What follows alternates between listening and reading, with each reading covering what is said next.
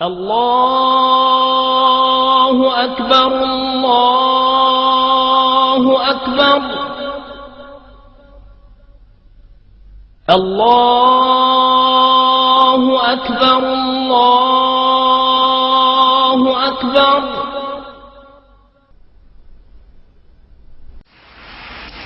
I wish to say finally, as I've said many times before, that this is not a war with Islam.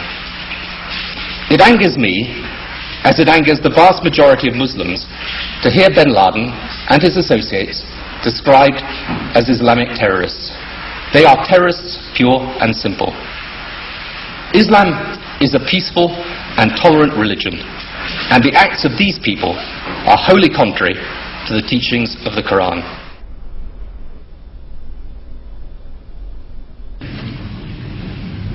I also want to speak tonight directly to Muslims throughout the world. We respect your faith. It's practiced freely by many millions of Americans, and by millions more in countries that America counts as friends. Its teachings are good and peaceful, and those who commit evil in the name of Allah blaspheme the name of Allah. The terrorists...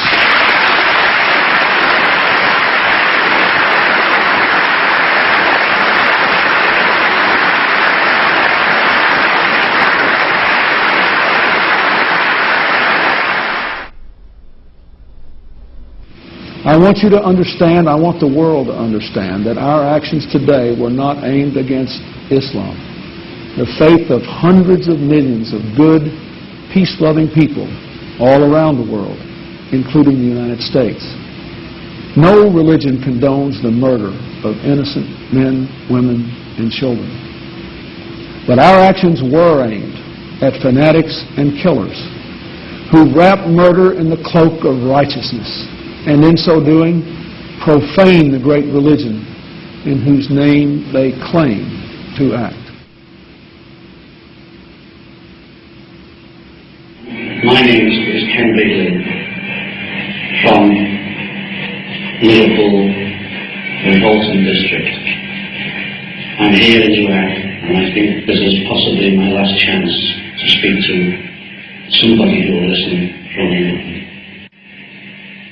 I need you to be compassionate, as you've always said you were, and help me. I don't want to die now. حتى نرى في طريقة مرتاحة وسنبقى نذبح الكفرة حتى نراك عدت إلى أمك وأبيك أو زوجك وبنيك والله أكبر والعزة لله. الله أكبر.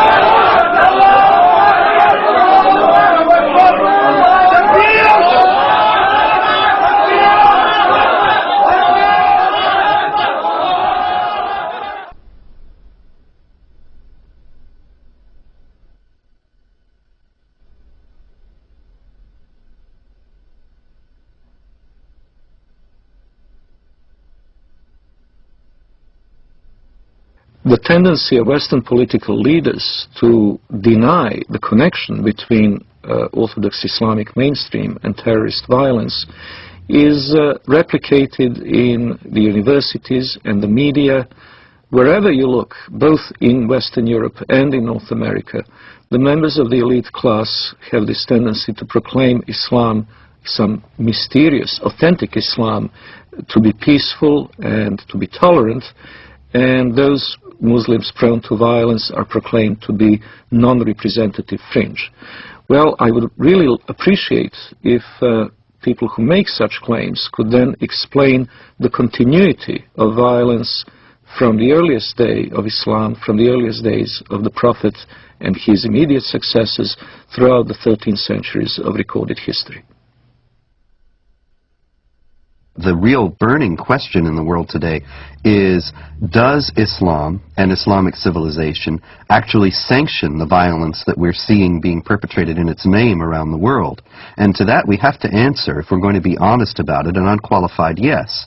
The Islamic sources, the Islamic texts, starting with the Quran, but not limited to the Quran, the Islamic texts including the Hadith, Islamic tradition, Islamic theology, Islamic law, the traditions of the interpretation of the Quran throughout history, and Islamic history itself all bear witness to the fact that Islam has a developed doctrine, theology, and law that mandates violence against unbelievers.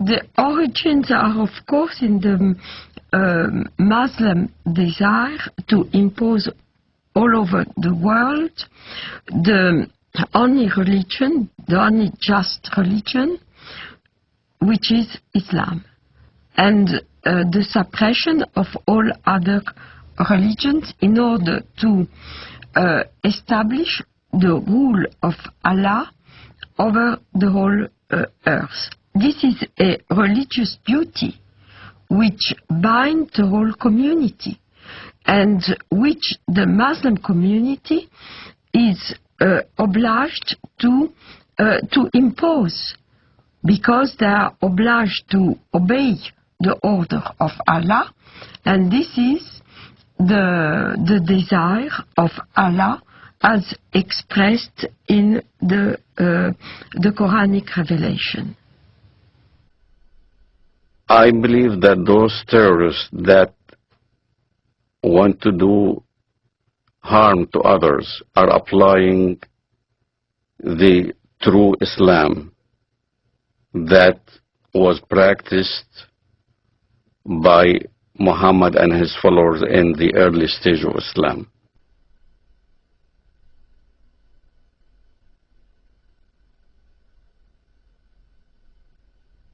In Islamic theology, the Prophet Muhammad is considered al-insan al-kamil, which is the perfect man.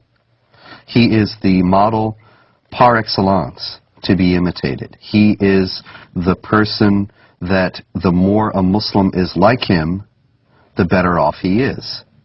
So the Prophet Muhammad is revered today in the Islamic world as the primary model of human behavior. Well, when Muhammad, the Prophet of Islam, wiped out all the Jews from Saudi Arabia, there was 3 tribes, Banu Nadir, Banu Qurayda, Banu Qaynuqa.